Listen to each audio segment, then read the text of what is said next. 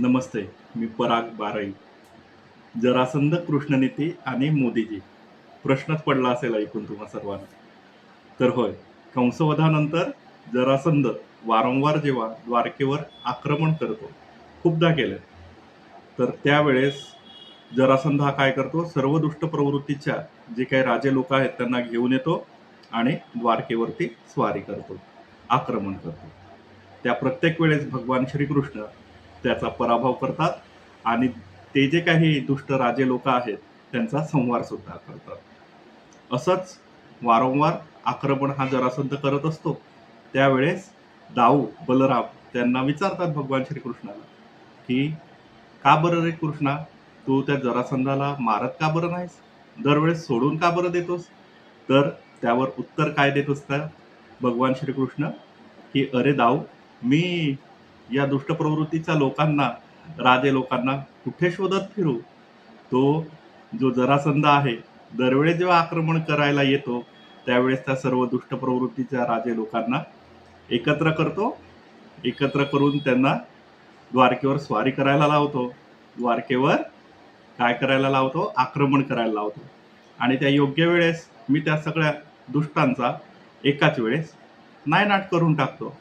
तसंच मला सुद्धा हे जे काही आंदोलनजीवी लोक आजकाल दिसतात, जे काही आंदोलन करतात, त्या प्रत्येकाचा उद्देश एकच असतो शेवटी. कुठलंही आंदोलन असू द्या, जुने पण बघा तुम्ही. काय असतो? की शेवटी मोदीजींचा राजीनामा. काय? मोदीजींचा राजीनामाच मागायचा. अरे, ज्या मोदीजींना या देशातील लोकांनी तिसऱ्यांदा निवडून दिलंय, मग मला असं वाटतं, की बाबा इतके पॉवरफुल आहेत आमचे पंतप्रधान मोदीजी आणि यांना आंदोलनजीवींना का बरं आंदोलनं वारंवार करू देतात? मग म्हणतो, लोकशाहीमध्ये दिलेलं आहे, आंदोलन करणं प्रत्येकाचं कर्तव्य आहे. नाही, मला तरी असं वाटत नाही. काय आहे बघा, हे जरी खरं असलं, आंदोलन करणं प्रत्येकाचं कर्तव्य आहे, हक्क आहे. पण त्याच्या मागे वेगळंच काहीतरी योजना दिसते.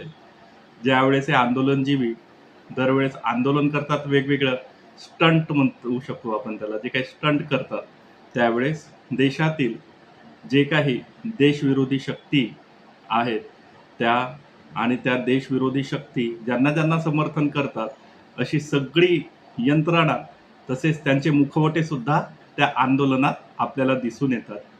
तर त्या हे दिसून आले लोक, की आपल्याला एक जागरूक नागरिक जे आहोत आपण, सुजाण नागरिक, आपल्याला कळून येतं, की बाबा देशविरोधी कोण आहे आणि देशहिताचा कोण आहे म्हणून. म्हणून मोदीजी कधीच अशा आंदोलनजीवींना भीक घालत नाहीत आणि त्यांना आंदोलन करू देतात.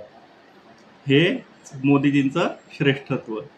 ज्याप्रमाणे जरासंध याला वारंवार पराभूत करतात भगवान श्रीकृष्ण, तसेच मोदीजी सुद्धा वारंवार या आंदोलनजीवींना आंदोलन करू देतात आणि आपल्या नागरिकांना, आपल्याला डोळे उघडायला भाग पाडतात, की बघा कोण देशविरोधी आणि कोण देशहिताचा आहे. आणि या सगळ्यांचं पितळ उघडं पडतं. त्यामुळे राष्ट्रहित सर्वोपरी हाच मोदीजींचा संकल्प आहे आणि त्याची नीती जरासंध कृष्ण नीती. धन्यवाद. आवडलं असेल लाईक करा, शेअर करा, सबस्क्राईब करा माझ्या चॅनलला. धन्यवाद.